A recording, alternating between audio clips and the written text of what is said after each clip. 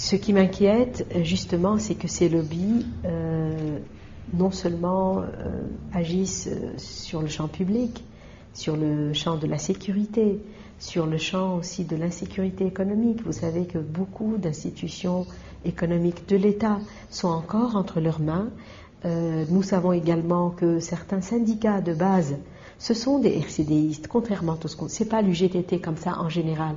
Ce sont des gens du RCD qui sont, comme toujours parfois dans les grandes entreprises de l'État, ils sont des RCDistes, donc ils veulent bloquer la machine économique, la mettre à terre et à genoux pour pouvoir justifier justement une sorte de chaos, de pourrissement général qui justifie l'arrivée d'un homme fort un petit peu. C'est comme ça qu'ils voient les choses. Ce ne sera pas Ben Ali parce que Ben Ali c'est fini, mais ce sera un deuxième Ben Ali qui s'appellera autrement.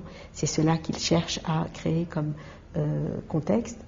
L'autre chose qui m'inquiète, c'est ce même lobby a de l'influence sur l'actuel gouvernement.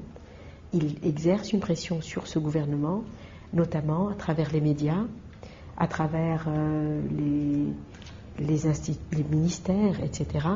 Et notamment à travers l'institution de la justice qui est largement encore entre leurs mains. C'est eux qui prennent les décisions concernant la justice, c'est eux qui retardent les mesures nécessaires pour la réforme de la justice, pour que la justice soit indépendante.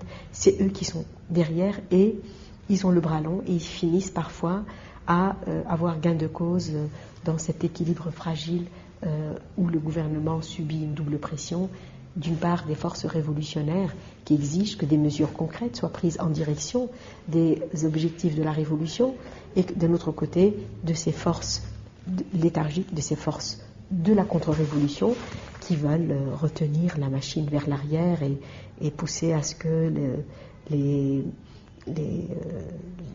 objectifs ne soient pas réalisés. Donc on est un peu dans cette configuration et de ce côté-là, je suis un peu inquiète tout en étant optimiste parce que je me dis, tant qu'il existe des gens qui veulent se battre pour que les objectifs de la révolution soient réalisés, tant qu'ils sont prêts à descendre dans la rue, à affronter toute forme de répression, ça signifie que le cœur battant de la révolution est encore vivant et qu'il continuera de battre pour sauver cette révolution de tous les dérapages qu'on cherche à imposer à cette révolution.